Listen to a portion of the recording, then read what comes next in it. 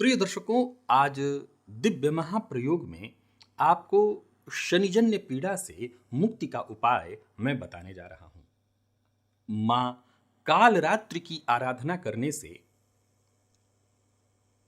शनिजन्य पीड़ा से मुक्ति मिल जाती है। आज शनिजन्य पीड़ा से मुक्ति के लिए एक बेहद श्रेष्ठ प्रयोग आपको बताने वाला हूं। इसे अवश्य एक बार आप आजमा लीजिए। प्रिय दर्शकों, जन्म कुंडली में शनिदेव के बारे में अब तो इतनी चर्चा हो गई है कि मेरे दर्शक, वो चाहे कोई भी हो, उनको रटी रटाई जबान में चीजें याद हैं।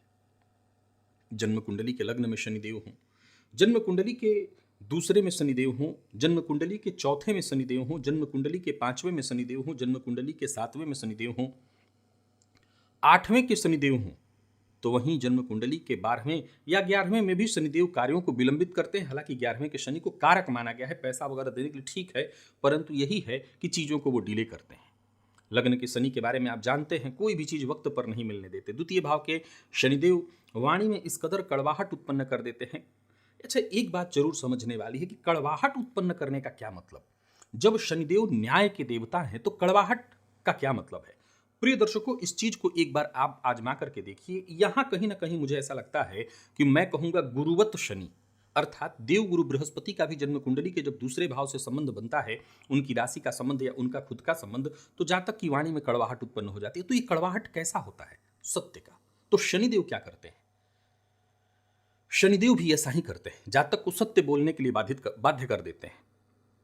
हाँ, लेकिन ये भी ध्यान रखना है कि शनिदेव में और गुरुदेव में एक भेद है। गुरुदेव अगर जन्म कुंडली के दूसरे से संबंध बना रहे हैं, किसी पाप ग्रह से दृष्ट हो जाएं, तो संभवतः जातक झूठ बोले पर मलाल उसके मन में रहे कि उसने सत्य नहीं बोला है, झूठ बोला है।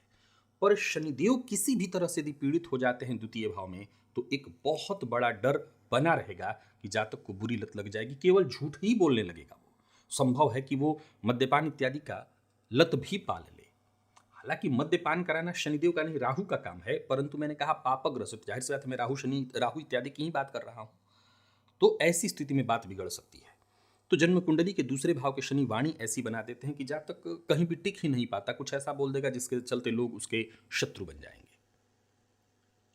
या फिर आपकी जन्म कुंडली में शनि राहु की युति हो, शनि मंगल की युति है, दिमागदार बना देता है, तेज बना देता है, लेकिन ये विस्फोटक योग है। विस्फोट की स्थिति, ऑपरेशन की नौबत भी जीवन काल में ले आ देता है। चंद्रमा के साथ विषयोग बनाए शनिदेव मानसिक अशांति भयंकर दे देते हैं जातक को जीवन काल में। तो वहीं सूर्य के साथ संबंध बना करके पिता के साथ संबंधों को खराब कर देते हैं।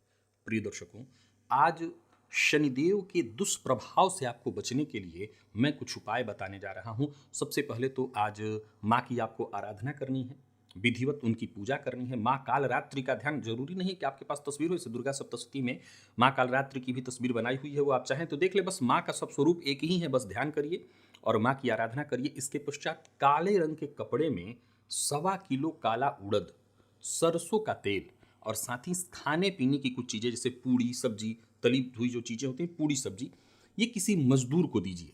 एक और बात, अब सीधा सीधा एक तो उड़द दे रहे हैं, सरसों तेल तो चलिए तुरंत वो काम में ले लेगा, काले उड़द का वो क्या करेगा? कोई मजदूर वर्ग हो, खड़े पांव उसके पास जरूरत ही नहीं पड़ेगी काले उड़द की, तब तो ऐसा करिए कि कुछ और भी चीज उसको दीजिए, जैसे काले रंग का एक गमछा भी दे दीजिए उसको। ये भी शनि के दुष्प्रभाव को दूर करता है। प्रिय दर्शकों, ज्योतिष शास्त्र के दृष्टिकोण से देखें तो शनि का प्रभाव पैर पर है, और पैर में उपयोग की जाने वाली सबसे जरूरी चीज क्या है? पादुका, चप्पल इत्यादि।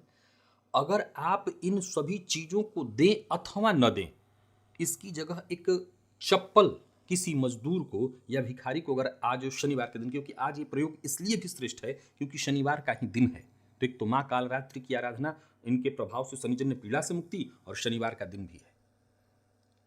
एकदम श्रेष्ठ है, एकदम श्रेष्ठ ये प्रयोग का मौका मिला हुआ है। तो एक चप्पल आप दान करिए, ये बेहद श्रेष्ठ फल प्रदान करेगा।